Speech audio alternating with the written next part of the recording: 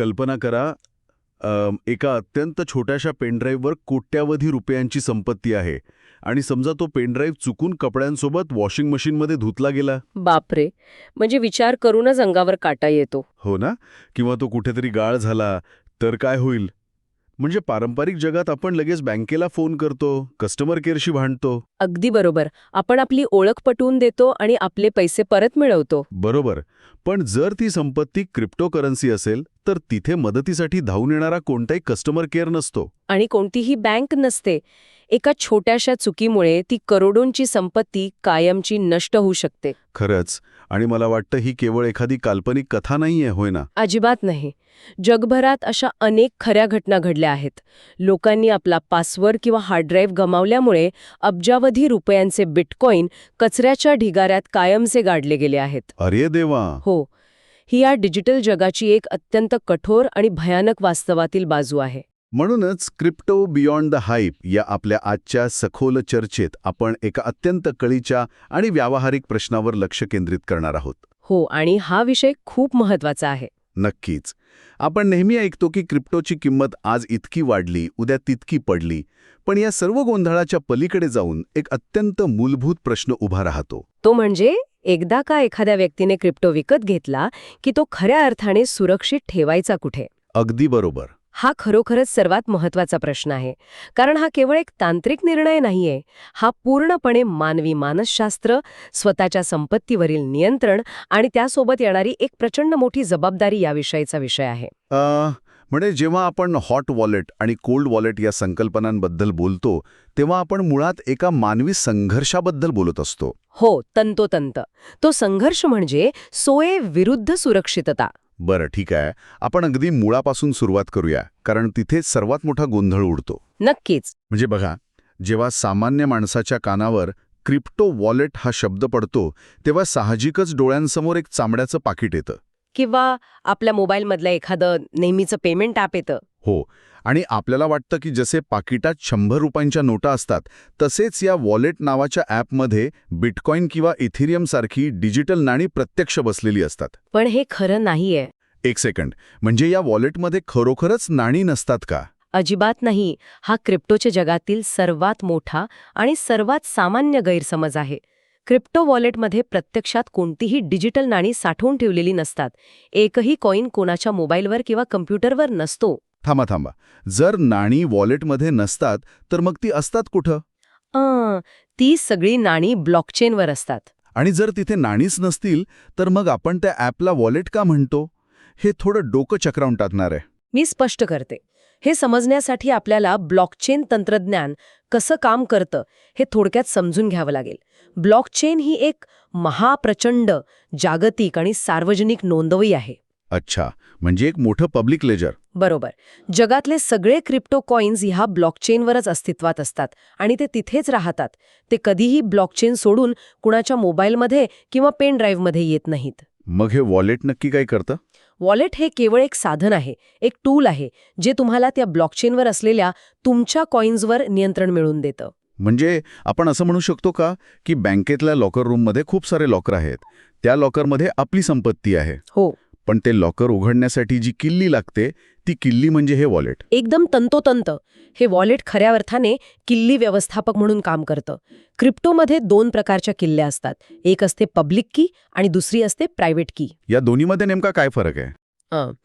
Public की ही एखाद्याच्या bank account नंबरसारखी असते. जर कुणाला पैसे पाठवायचे असतील तर आपण त्यांना तो अकाउंट नंबर देतो. हो, त्यात कोणतीही जोखीम नसते. अगदी बरोबर. कुणीही ती पब्लिक की जगाला ओरडून सांगू शकतं. पण प्रायव्हेट की ही एटीएमच्या पिनसारखी किंवा स्वतःच्या डिजिटल स्वाक्षरीसारखी असते. अच्छा. ही तीच गोष्ट आहे जी सिद्ध करते की ब्लॉकचेनवरील त्या विशिष्ट खात्याचे मालक आपणच आहोत. जर कुणाला एखाद्या खात्यातून क्रिप्टो दुसऱ्या खात्यात पाठवायचा असेल तर त्या व्यवहारावर या प्रायव्हेट कीची डिजिटल स्वाक्षरी लागते. क्या बात आहे. म्हणजे वॉलेट हे पैशांचं पाकिट नसून तो एक अत्यंत सुरक्षित असा किल्लीचा जुडगा आहे. होय. आणि ज्याच्याकडे ही प्रायव्हेट की आहे तोच त्या पैशांचा खरा मालक. मग जर कुणा हॅकरला ही प्रायव्हेट की मिळाली तर तो ब्लॉकचेनवरील ते सर्व कॉईन्स स्वतःच्या नावावर करू शकतो. बापरे. म्हणूनच क्रिप्टो या जगात एक अतिशय प्रसिद्ध म्हण आहे, not your keys, not your coins. म्हणजे जर ती खाजगी किल्ली एखाद्या व्यक्तीच्या नियंत्रणात नसेल तर ती संपत्ती खऱ्या अर्थाने त्या व्यक्तीची नसते. हे खूपच लॉजिकल आहे. आणि इथेच मग आपला पुढचा अत्यंत महत्वाचा मुद्दा येतो की ही अत्यंत मौल्यवान प्रायव्हेट की नक्की कुठे आणि कशी साठवून ठेवायची, इंटरनेटवर की इंटरनेटपासून दूर. आणि इथूनच मग हॉट वॉलेट आणि कोल्ड वॉलेट या दोन मुख्य प्रकारांचा जन्म होतो, बरोबर? हो, अगदी बरोबर. चला, आपण आधी हॉट वॉलेटवर लक्ष केंद्रित करूया. नावावरूनच असं वाटते की हे काहीतरी खूप सक्रिय किंवा सतत चालू असणारं तंत्रज्ञान आहे. होय, हॉट वॉलेटचं सर्वात सोपं आणि महत्वाचं वैशिष्ट्य म्हणजे ते नेहमी इंटरनेटशी जोडलेलं असतं. अच्छा. हे मोबाईलवरचं एखादं ॲप असू शकतं, कम्प्युटरवरचं सॉफ्टवेअर असू शकतं किंवा अगदी इंटरनेट ब्राउझरमधलं एखादं एक्सटेन्शन असू शकतं. म्हणजे रोजच्या जीवनात आपण जसे विविध पेमेंट्स ॲप्स वापरतो अगदी तसंच. हो, सेम तसंच. म्हणजे जर एखाद्याला दुकानातून कॉफी विकत घ्यायची असेल किंवा मित्राला पटकन काही क्रिप्टो पाठवायचे असतील, तर ती व्यक्ती मोबाईल काढेल, ॲप उघडेल आणि सेकंदात व्यवहार पूर्ण करेल. अगदी सहज. हे अतिशय जलद, सोपं आणि लवचिक वाटतं. मग यात काय अडचण असू शकते? अडचण याच्या सोयीस्करपणातच दडलेली आहे. जेव्हा अशी प्रायव्हेट की एखाद्या डिव्हाइसवर असते जे 24 तास इंटरनेटला जोडलेलं आहे, तेव्हा ती व्यक्ती खऱ्या अर्थाने एका अत्यंत असुरक्षित आणि सक्रिय डिजिटल महामार्गावर उभी असते. म्हणजे इंटरनेटचा धोका. हो, इंटरनेट हे हॅकर्स, मालवेअर आणि सायबर हल्ल्यांचं माहेरघर आहे. पण लोक तर त्यांचे नेहमीचे बँकिंग ॲपसुद्धा इंटरनेटवरच वापरतात ना? मग हॉट वॉलेटमध्ये असा कोणता वेगळा धोका आहे? हा खूप चांगला प्रश्न आहे. पारंपरिक बँकिंग ॲपमध्ये जर काही गैरप्रकार झाला, समजा कोणी खात्यातून परस्पर पैसे वळते केले, तर बँकेची स्वतःची एक सुरक्षा यंत्रणा असते. हो, आपण कंप्लेंट करू शकतो. बरोबर. बँक तो व्यवहार थांबवू शकते किंवा फ्रॉड सिद्ध झाल्यास पैसे परत करू शकते. पण ब्लॉकचेनच्या जगात कोणताही मध्यस्थ नसतो. म्हणजे एकदा व्यवहार झाला की झाला. हो, क्रिप्टोचा व्यवहार एकदा पूर्ण झाला की तो इररिव्हर्सिबल असतो. म्हणजे तो कोणत्याही परिस्थितीत मागे घेता येत नाही. बापरे. जर एखादी व्यक्ती हॉट वॉलेट वापरत असेल आणि चुकून तिने एखाद्या बनावट लिंकवर क्लिक केलं किंवा कम्प्युटरमध्ये एखादा व्हायरस शिरला ज्याने ती प्रायव्हेट की चोरली, तर ती सर्व संपत्ती सेकंदात नाहीशी होईल. आणि जगातील कोणतीही पोलीस यंत्रणा किंवा तंत्रज्ञान ते पैसे परत आणू शकणार नाही? अजिबात नाही. हे खरोखरच अंगावर काटा आणणार आहे. म्हणजे हे असं झालं की एखादी व्यक्ती भरगर्दीच्या आणि चोरांनी भरलेल्या बाजारात फिरत आहे आणि तिच्या खिशात लाखो रुपयांच्या नोटा उघड्यावर आहेत. बरोबर. पैसे काढणं सोपं आहे, पण खिसा कापला जाण्याची शक्यताही सर्वात जास्त आहे. अगदी तसंच. म्हणूनच हॉट वॉलेट हे फक्त रोजच्या किरकोळ व्यवहारांसाठी किंवा अत्यंत छोट्या रकमेसाठी वापरलं जावं असा तज्ज्ञांचा सल्ला असतो. अच्छा, म्हणजे मोठ्या रकमेसाठी नाही. नाही. जेव्हा प्रश्न एखाद्याच्या आयुष्याच्या कमाईचा किंवा मोठ्या आणि दीर्घकालीन गुंतवणुकीचा येतो, तेव्हा हॉट वॉलेटचा वापर करणं ही खूप मोठी चूक ठरू शकते. आणि तिथेच मग कोल्ड वॉलेट किंवा ज्याला आपण हार्डवेअर वॉलेट म्हणतो त्याची एंट्री होते. मग हे कोल्ड वॉलेट नक्की काय असतं? जर हॉट वॉलेट नेहमी इंटरनेटला जोडलेलं असतं, तर साहजिकच कोल्ड वॉलेट हे इंटरनेटपासून पूर्णपणे तुटलेलं असणार. हो. पण हे प्रत्यक्ष दिसतं कसं? साधारणपणे हे एखाद्या छोट्या पेनड्राईव्ह सारखं किंवा कारच्या स्मार्ट की सारखं दिसणारं एक प्रत्यक्ष हार्डवेअर डिव्हाइस असतं. अच्छा. या डिव्हाइसचं मुख्य काम एकच असतं, ती अत्यंत महत्वाची प्रायव्हेट की इंटरनेटपासून पूर्णपणे वेगळी आणि सुरक्षित ठेवणे. हे डिव्हाइस स्वतःहून कधीही इंटरनेटला कनेक्ट होत नाही, यात वायफाय किंवा ब्लूटूथ नसतं. म्हणजे पूर्णपणे ऑफलाईन. हो, या संकल्पनेला तंत्रज्ञानाच्या भाषेत एअर गॅपिंग असं म्हणतात. एक सेकंड, इथे मला एक मोठा प्रश्न पडलाय आणि मला खात्री आहे की अनेक लोकांना हाच प्रश्न पडत असेल. विचारा ना. जर हे कोल्ड वॉलेट इंटरनेटला जोडलेलंच नाहीये, तर मग यातून क्रिप्टो दुसऱ्याला पाठवला कसा जातो? कारण ब्लॉकचेन तर इंटरनेटवर आहे. जर इंटरनेटशी संपर्कच साधला नाही, तर व्यवहार पूर्ण कसा होईल? हाच तर ह्या तंत्रज्ञानातील सर्वात सुंदर आणि हुशार भाग आहे. हे कसं काम करतं ते आपण टप्प्याटप्प्याने समजून घेऊया. हो, नक्की. समजा एका व्यक्तीला आपल्या कोल्ड वॉलेटमधून थोडे बिटकॉइन दुसऱ्याला पाठवायचे आहेत. सर्वात आधी ती व्यक्ती आपला कम्प्युटर किंवा मोबाईल उघडते आणि तिथे व्यवहाराचा एक कच्चा मसुदा तयार करते. म्हणजे फक्त एक ड्राफ्ट. हो, किती पैसे पाठवायचे आहेत आणि कुणाला पाठवायचे आहेत याची माहिती टाकते. पण हा व्यवहार तोपर्यंत पूर्ण होऊ शकत नाही जोपर्यंत त्यावर त्या मालकाच्या प्रायव्हेट कीची डिजिटल स्वाक्षरी होत नाही. बरोबर. मगाशी आपण बोललो तशी डिजिटल सिग्नेचर. होय. मग आता ती व्यक्ती तिचं ते छोटं कोल्ड वॉलेट डिव्हाइस एका केबलने कम्प्युटरला जोडते. तो कम्प्युटर तो कच्चा व्यवहार त्या कोल्ड वॉलेटमध्ये पाठवतो. बरं. आता लक्ष देऊ नाही का, ती प्रायव्हेट की त्या कोल्ड वॉलेटच्या आत एका अत्यंत सुरक्षित आणि सीलबंद चिपमध्ये बसलेली असते. ती की कधीही त्या डिव्हाइसमधून बाहेर पडून कम्प्युटरमध्ये जात नाही. म्हणजे ती किल्ली इंटरनेटच्या संपर्कात येतच नाही. अजिबात नाही. ते कोल्ड वॉलेट त्या डिव्हाइसच्या आतल्या आतच ऑफलाईन राहून त्या व्यवहारावर प्रायव्हेट कीने स्वाक्षरी करतं. अच्छा. आणि एकदा स्वाक्षरी झाली की फक्त आणि फक्त तो स्वाक्षरी झालेला अप्रूव्हल मेसेज परत कम्प्युटरला पाठवतो. कम्प्युटर तो मेसेज इंटरनेटद्वारे ब्लॉकचेनवर प्रसारित करतो आणि व्यवहार पूर्ण होतो. अरे वा, हे तर भन्नाट आहे. हे एखाद्या अत्यंत सुरक्षित खोलीसारखं आहे. म्हणजे कसं? समजा एका खोलीत एक राजा बसलाय, ज्याच्याकडे राज्याची मोहर आहे. तो राजा कधीच खोलीबाहेर येत नाही. तुम्ही दरवाजा खालून फक्त एक कागद आत सरकवता. बरोबर. राजा आतल्या त्या कागदावर मोहर मारतो आणि कागद परत बाहेर पाठवतो. पण ती प्रत्यक्ष मोहर कधी त्या सुरक्षित खोलीच्या बाहेर येत नाही. अगदी योग्य साधर्म्य. क्या बात आहे. आणि म्हणूनच जगातला कोणताही हॅकर, तो किती हुशार असला तरी तो इंटरनेटवरून त्या कोल्ड वॉलेटमधील प्रायव्हेट की चोरू शकत नाहीये. कारण ती की कधी इंटरनेटवर आलेलीच नसते. अगदी बरोबर. कम्प्युटरमध्ये कितीही भयंकर व्हायरस असला तरीही क्रिप्टो सुरक्षित राहतात. हे ऐकायला तर एकदम परफेक्ट वाटते. मग जर कोल्ड वॉलेट इतकं सुरक्षित आहे तर प्रत्येकजण फक्त हेच का वापरत नाही? हॉट वॉलेटची गरजच काय? इथेच मग सोय विरुद्ध सुरक्षितता हा आपला मगाशचा मुद्दा येतो ना. म्हणजे सोयीस्करपणाचा अभाव. नक्कीच. सुरक्षेची एक किंमत असते आणि ती किंमत म्हणजे सोयीस्करपणाचा अभाव. कोल्ड वॉलेट वापरणं हे कष्टाचं काम आहे. ते डिव्हाइस सांभाळावं लागतं. प्रत्येक वेळी व्यवहार करताना ते कम्प्युटरला जोडावं लागतं. त्याचे वेगळे पिन कोड्स टाकावे लागतात. हो, हे रोजच्या धावपळीच्या जीवनात खूप वेळखाऊ आणि कंटाळवाणं ठरू शकतं. अगदी. हे म्हणजे आपण आपल्या घराच्या दरवाजाला 10 वेगवेगळी कुलपं लावल्यासारखं आहे. जर दरवाजाला 10 कुलपं लावली तर घर 100% सुरक्षित राहील यात शंका नाही. चोराला आत येणं अशक्य होईल. हो ना. पण विचार करा, जेव्हा घरच्या मालकालाच रोज कामावरून आल्यावरती 10 कुलपं उघडावी लागतील, तेव्हा ते त्याच्यासाठीच किती मोठी डोकेदुखी होऊन बसेल. हाच तो मानवी स्वभाव आहे. आणि इथेच आपण एका अत्यंत गंभीर आणि मानसशास्त्रीय टप्प्यावर येतो. सुरक्षेतील मानवी चुका. मानवी चुका म्हणजे? लोकांना अनेकदा वाटतं की तंत्रज्ञान जितकं गुंतागुंतीचं असेल तितकं ते जास्त सुरक्षित असतं. पण माहिती तंत्रज्ञानाच्या सुरक्षेत एक मूलभूत नियम आहे. गुंतागुंत ही सुरक्षेची सर्वात मोठी शत्रू आहे. अच्छा. जेव्हा एखादी सिस्टीम सामान्य माणसाला समजायला आणि वापरायला खूप कठीण जाते, तेव्हा तिथे चुका होण्याची शक्यता प्रचंड वाढते. हे कसं काय? तुम्ही हे एखाद्या उदाहरणासह सांगू शकता का? नक्कीच. आपण मगाशी बघितलं की कोल्ड वॉलेट हरवलं तर काय होईल. जर डिव्हाइस हरवलं तर घाबरायचं कारण नसतं. का? कारण ती संपत्ती परत मिळवण्यासाठी तंत्रज्ञानाने एक बॅकअप दिलेला असतो. त्याला सीड फ्रेज किंवा रिकव्हरी फ्रेज म्हणतात. अच्छा, ही ती 12 किंवा 24 शब्दांची यादी असते ना, जी वॉलेट सेटअप करताना मिळते? होय. हे 12 किंवा 24 इंग्रजी शब्द एका विशिष्ट क्रमाने दिलेले असतात.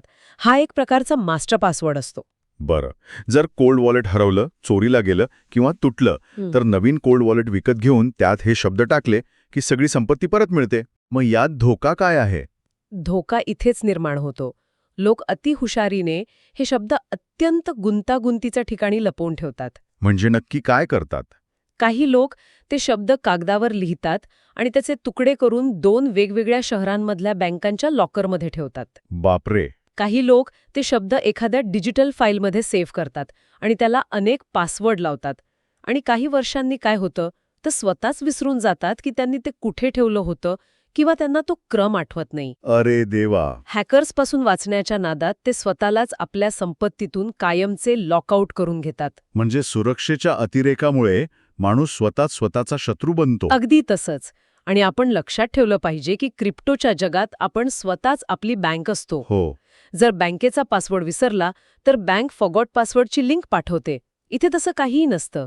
ते 12 शब्द हरवले तर संपत्ती 0 होते. खरंच. म्हणूनच अत्यंत गुंतागुंतीची सुरक्षा व्यवस्था बनवण्यापेक्षा अशी साधी पण भक्कम व्यवस्था असावी जी एखादी व्यक्ती वर्षानुवर्ष न विसरता आणि न चुकता हाताळू शकेल. मग यातून मार्ग काय काढायचा? कारण जर हॉट वॉलेट वापरलं तर हॅकर्सची भीती आणि कोल्ड वॉलेट वापरलं तर स्वतःच्याच विसराळूपणाची किंवा गुंतागुंतीची भीती. हो ना. या दोन टोकांच्या मध्ये असा कोणता सुवर्णमध्य आहे का जो सामान्य माणसाने अवलंबला पाहिजे? सुवर्णमध्ये नक्कीच आहे आणि जे लोक अनेक वर्षांपासून क्रिप्टोमध्ये आहेत ते अगदी याच पद्धतीचा वापर करतात. ती पद्धत म्हणजे फंड्सची विभागणी. फंड्सची विभागणी. हो, कोणत्याही समजूतदार गुंतवणूकदाराने आपली सर्व संपत्ती एकाच ठिकाणी ठेवणं अत्यंत धोक्याचं असतं. अच्छा, म्हणजे एकाच टोपलीत सर्व अंडी न ठेवण्याचा नियम इथेही लागू होतो. बरोबर. ही संकल्पना समजायला अतिशय सोपी आहे. आपण आपल्या खिशात फक्त तेवढेच पैसे घेऊन फिरतो जेवढे आपल्याला रोजचा प्रवासासाठी किंवा चहा नाश्त्यासाठी लागतात. हो, साहजिक आहे. आपण आपला पूर्ण पगार किंवा घराचे सर्व दागिने खिशात घेऊन फिरत नाही. ती मोठी रक्कम आणि दागिने आपण बँकेत किंवा तिजोरीत सुरक्षित ठेवतो. क्रिप्टोमध्ये अगदी हेच करायचंय. म्हणजे रोजच्या व्यवहारांसाठी एक आणि साठवणीसाठी दुसरं वॉलेट. अगदी तसंच. जर कुणाला रोज किंवा आठवड्यातून काही व्यवहार करायचे असतील, नवीन ॲप्स वापरून पाहायचे असतील, तर त्यांनी त्यासाठी फक्त थोडीशी रक्कम एका हॉट वॉलेटमध्ये ठेवावी. म्हणजे जर ते वॉलेट हॅक जरी झालं तरी फार मोठा आर्थिक फटका बसणार नाही. अगदी बरोबर. पण जे दीर्घकालीन गुंतवणुकीचे कॉइन्स आहेत, जे पुढील 5 किंवा 10 वर्षांसाठी विकायचेच नाहीयेत, ते कोल्ड वॉलेटमध्ये टाकावे. अच्छा. आणि ते कोल्ड वॉलेट आणि त्याचे ते 12 गुप्त शब्द अतिशय सुरक्षित ठिकाणी जसे की एखाद्या फायरप्रूफ तिजोरीत ठेवून द्यावे. हां, खरोखरच एक अतिशय तर्कशुद्ध आणि व्यावहारिक दृष्टिकोन वाटतो. यातून एक गोष्ट स्पष्ट होते की माझ्यासाठी कोणतं एक परफेक्ट वॉलेट आहे असा विचार करणंच मुळात चुकीचं आहे. हो, एकही वॉलेट परफेक्ट नसतं. तुमची स्वतःची गरज काय आहे, तुमची गुंतवणुकीची रक्कम किती आहे आणि सर्वात महत्त्वाचं म्हणजे तुमची जोखीम घेण्याची किंवा जबाबदारी सांभाळण्याची मानसिकता किती भक्कम आहे यावर तो निर्णय ठरतो. नक्कीच. कारण तंत्रज्ञान फक्त साधने पुरवतं. त्याचा वापर कसा करायचा हा पूर्णपणे मानवी आणि वर्तणुकीचा भाग आहे. तर आपण आजच्या या अत्यंत महत्त्वपूर्ण आणि डोळे उघडणाऱ्या चर्चेच्या शेवटाकडे आलो आहोत. आजच्या या चर्चेतून आपण जे काही शिकलो ते थोडक्यात आणि सोप्या भाषेत एकत्र करूया. हो, नक्कीच. सर्वात पहिली गोष्ट, क्रिप्टो वॉलेटमध्ये प्रत्यक्ष नाणी नसून ती मालकी हक्काची किल्ली असते. दुसरी गोष्ट, हॉट वॉलेट. हे इंटरनेटशी जोडलेलं असतं. ते रोजच्या वापरासाठी फास्ट आणि सोयीस्कर असतं. पण इंटरनेटच्या सतत संपर्कात असल्यामुळे त्यात हॅकिंग आणि सायबर हल्ल्यांची जोखीम सर्वात जास्त असते. हे म्हणजे भर रस्त्यावर उघडं पाकिट घेऊन फिरण्यासारखं आहे. अगदी बरोबर. आणि तिसरी गोष्ट, कोल्ड वॉलेट. हे हार्डवेअर डिव्हाइस इंटरनेटपासून पूर्णपणे वेगळं असतं. एअर गॅप तंत्रज्ञानामुळे ते अत्यंत सुरक्षित असतं. पण हे वापरण्यास थोडं कठीण आणि गैरसोयीचं असतं. आणि यातला सर्वात महत्त्वाचा धडा हा आहे की सुरक्षितता आणि गुंतागुंत या दोन वेगवेगळ्या गोष्टी आहेत. तुमची सुरक्षा व्यवस्था जितकी साधी आणि तुम्हाला समजेल अशी असेल तितक्या मानवी चुका कमी होतील. खरंच. आणि शेवटी दोन्ही वॉलेट्सचा एकत्रित आणि समतोल वापर करणं हाच सर्वात शहाणपणाचा निर्णय ठरतो. अगदी खरंय. आणि आजची ही सखोल चर्चा संपवताना आम्ही एक असा विचार सोडून जात आहोत ज्यावर खूप शांतपणे विचार करण्याची गरज आहे. कोणता विचार? आपण सर्वजण नेहमी ऐकतो की ब्लॉकचेन आणि क्रिप्टो तंत्रज्ञान आपल्याला एक प्रचंड मोठं स्वातंत्र्य देतं. स्वतःची बँक स्वतः बनण्याचं स्वातंत्र्य. कुणालाही ही कल्पना सुरुवातीला खूप क्रांतिकारी आणि आकर्षक वाटते. हो, कुणाही तिसऱ्या व्यक्तीचा किंवा संस्थेचा आपल्या पैशांवर अधिकार नाही हे ऐकायला खूप छान वाटतं. पण या नाण्याला एक दुसरी अत्यंत गंभीर बाजू आहे. जेव्हा आपण स्वतःची बँक बनतो तेव्हा बँकेच्या सर्व जबाबदाऱ्याही थेट आणि फक्त आपल्याच खांद्यावर येतात. अगदी बरोबर. इथे हॅकिंगपासून वाचवण्यासाठी किंवा एका चुकीच्या क्लिकनंतर पैसे परत मिळवून देण्यासाठी कोणतीही मध्यस्थ संस्था अस्तित्वात नसते. डिजिटल पैशांकडे पाहण्याचा आपला आजवरचा दृष्टिकोन असा राहिला आहे की काहीही झालं तरी आपल्याला वाचवायला कुणीतरी आहे. पण क्रिप्टोच्या जगात पूर्ण स्वातंत्र्य म्हणजे पूर्ण आणि निरपेक्ष जबाबदारी. होय. मग खरा प्रश्न हा तंत्रज्ञानाचा नाहीच आहे. खरा प्रश्न हा आहे की ह्या प्रचंड मानसिक आणि भावनिक जबाबदारीच्या ओझ्यासाठी कोणतंही सुरक्षा कवच नसलेल्या ह्या नवीन आर्थिक जगासाठी मानवी मन खरोखरच तयार आहे का? हां, खरोखरच विचार करायला लावणारा मुद्दा आहे. याच विचार करायला लावणाऱ्या प्रश्नासोबत आजची ही चर्चा इथेच थांबूया. माहिती घेत रहा, सुरक्षित रहा आणि विचार करत रहा.